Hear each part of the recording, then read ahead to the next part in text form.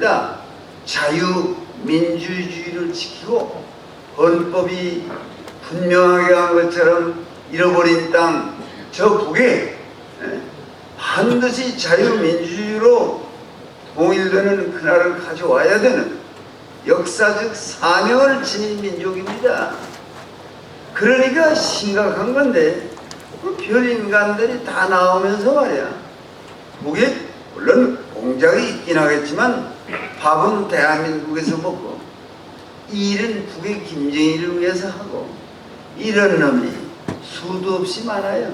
대한민국 땅에 아마 어떤 이가 추측하는 대로 그런 놈이 한 200만 원 될 것 같다.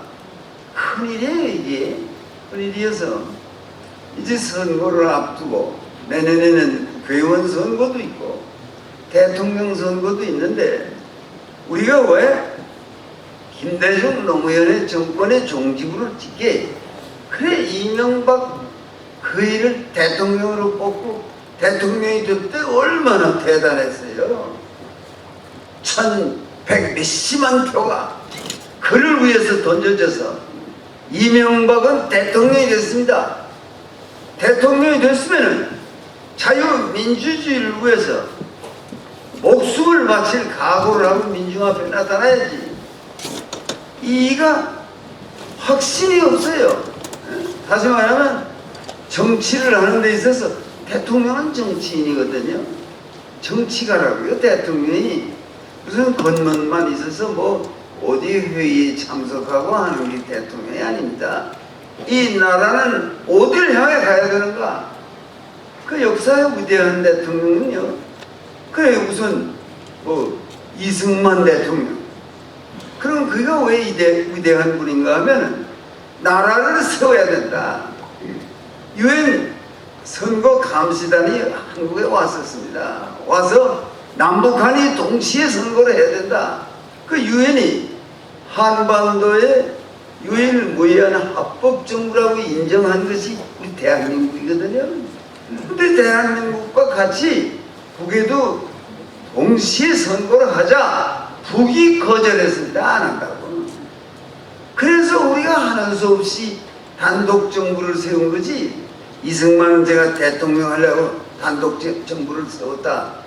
그건요, 지어서 하고 이승만 대통령을 헐뜯으려고 하는 거죠.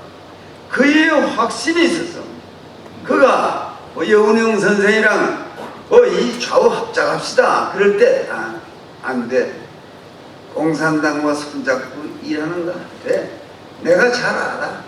그래 거절했습니다. 아니 여운형 씨도 이승만 대통령을 모신다고 그랬습니다.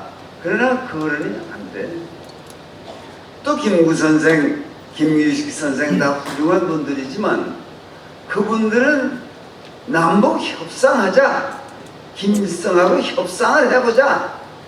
그런데 이승만 초대 대통령이 된 이승만 박사가 그건 안 돼. 협상을 하면 시간만 끌지 빨리 독립해야 되니까 북이 총선에 응하지 않으면 대한민국을 세워야 돼. 야, 내다보는 힘이 있는 거 아닙니까? 그가 어물어물하고 그래 그럼 좀 더 기다려보지요. 이러고 있었으면요 오늘 대한민국이 없습니다. 대한민국이 얼마나 대단한 나라인지 아세요? 일본에 뭐 징용도 가고 뭐 일본에 살던 소위 제1교포들이요 요새처럼 자랑스러운 때가 없대요.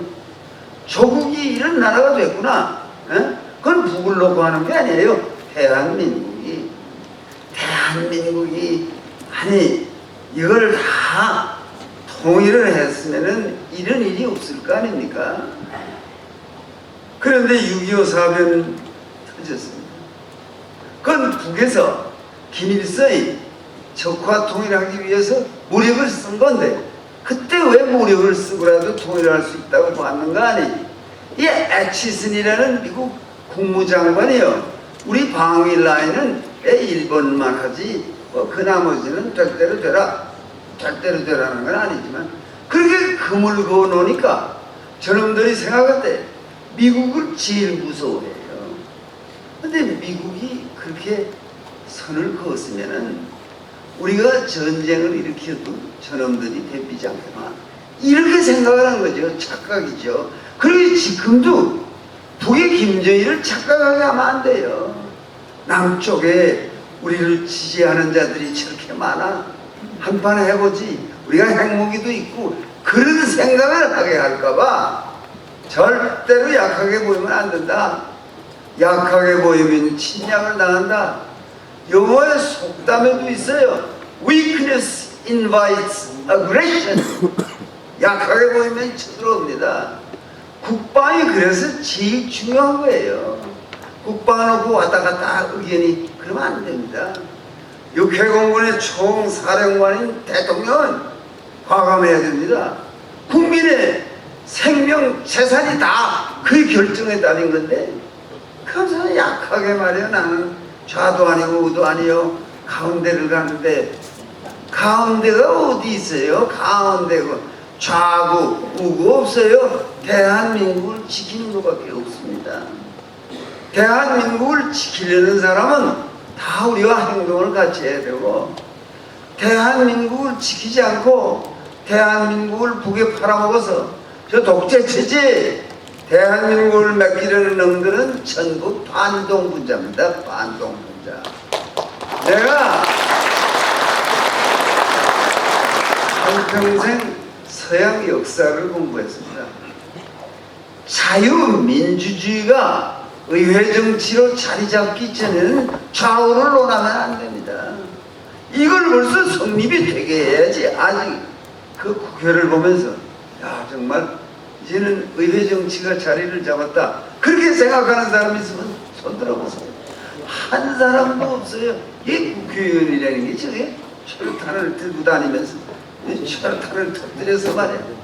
아니 그것도 경찰이 그거 한다든가 뭐 군인이 하는 게 아니라 국회의원이라는 놈이 자신이 그걸 들고 와서 터뜨리는 이런 한심한 사람이 국회의원인 오늘의 대한민국 국회에 꼴이 뭡니까? 의회 정치가 아직 자리 잡지 못했어요. 그걸 여러분이 지금 여기 앉은 젊은 세대가 의회 정치부터 바로 잡자. 그러니까 그런 폭력 그걸로 자기 의사를 관철시키려는 놈들은 다 한국 정치의 일선에서 물러나야 된다.